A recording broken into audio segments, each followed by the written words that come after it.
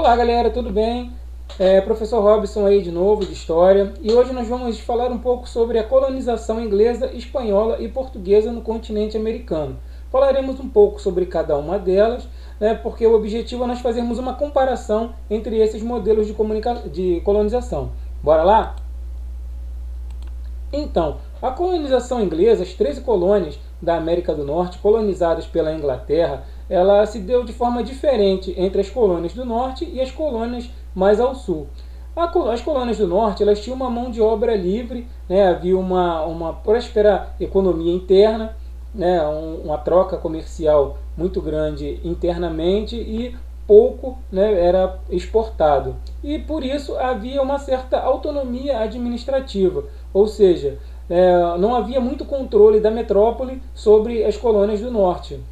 E a colonização ela se deu basicamente de puritanos, né, que eram os calvinistas, né, que eram chamados dessa maneira lá na Inglaterra, e dos anglicanos. A forma de exploração dos territórios do sul, das colônias do sul, foi diferente. O modelo adotado foi a plantation, que era baseada na monocultura, cultura de um só produto, latifúndios, ou seja, grandes extensões de terra, e a mão de obra escrava. Por causa dessa mão de obra escrava, o racismo ele esteve muito presente aí nas colônias do sul. E houve uma sistematização do extermínio indígena, principalmente através do movimento chamado Marcha para o Oeste. Em relação à colonização espanhola, a forma de exploração do território, inicialmente ela se deu através da extração, da prata, principalmente lá na região da Bolívia, e do ouro, principalmente através lá da região no México, onde hoje se encontra o México. A mão de obra nativa ela se deu sob duas formas. Primeiro, a mita, que eram os índios que eram escalados por um sorteio para uma temporada de serviço. Geralmente durava um ano. E ao final dessa temporada eles recebiam uma baixa quantidade aí desse minério extraído.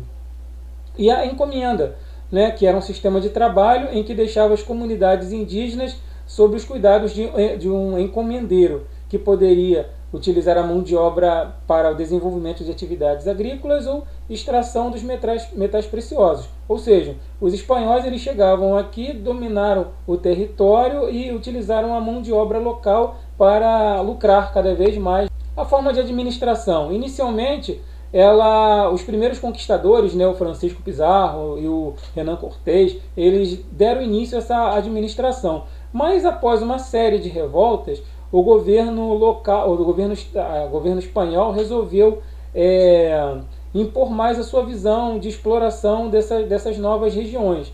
E aí eles criaram as capitanias gerais, que eram regiões administradas mais no litoral, e os vice-reinos, que eram uma administração mais centralizada. E a sociedade colonial espanhola ela era bastante hierarquizada. A base dessa hierarquia estavam os índios, os negros e os mestiços. Eram considerados aí cidadãos aí de segunda classe. Já os crioulos, eles eram filhos dos espanhóis que nasciam no continente americano. E eles ocupavam cargos tipo fazendeiros, e representantes aí nas câmaras municipais.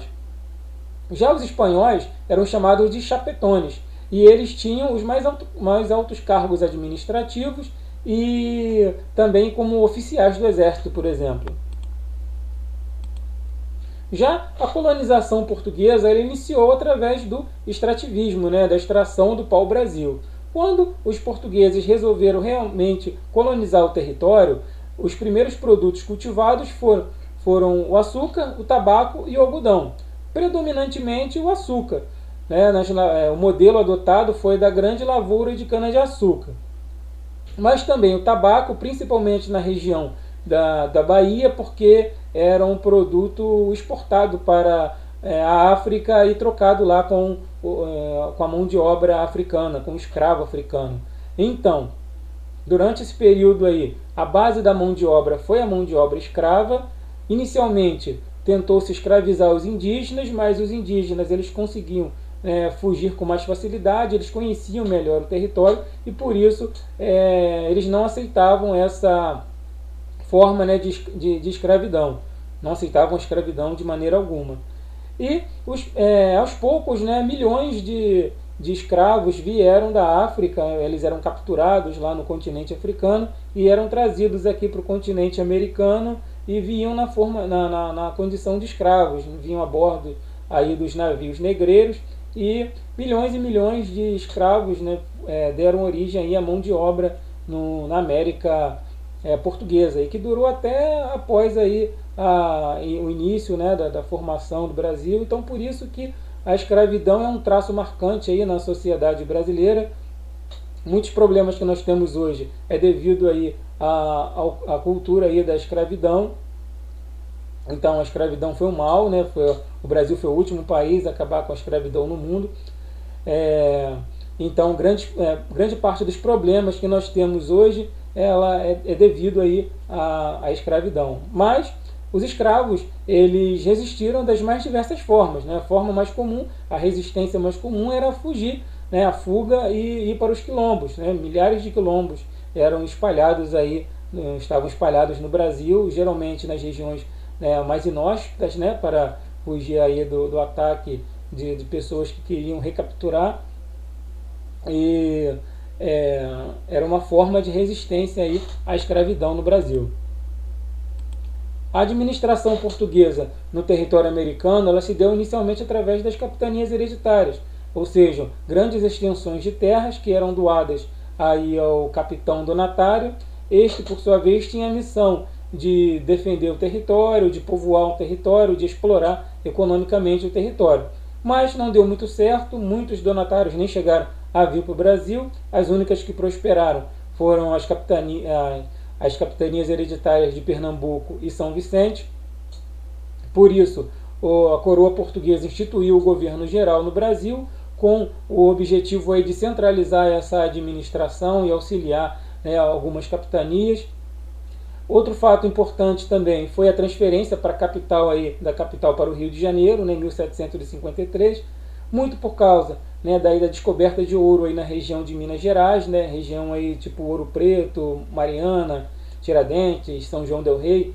Eram cidades que haviam uma grande quantidade de ouro, né, e toneladas de ouro eram retiradas anualmente dessas regiões, e o Rio de Janeiro era mais próximo ali, então dava para controlar melhor esse fluxo de ouro que saía do Brasil e ia para Portugal. Em relação à sociedade brasileira, ela foi formada por brancos europeus, negros indígenas e negros africanos e os indígenas que aqui já estavam. E, né, através dessa formação, né, houve uma intensa troca cultural que vai dar origem aí à sociedade brasileira, principalmente quando nós falamos sobre a alimentação, a formação de novas religiões, né, a língua portuguesa falada no Brasil, né. Então, são traços culturais muito importantes que vão dar origem aí à sociedade brasileira. Beleza, galera? Então, é isso aí. Valeu, um abraço e até a próxima.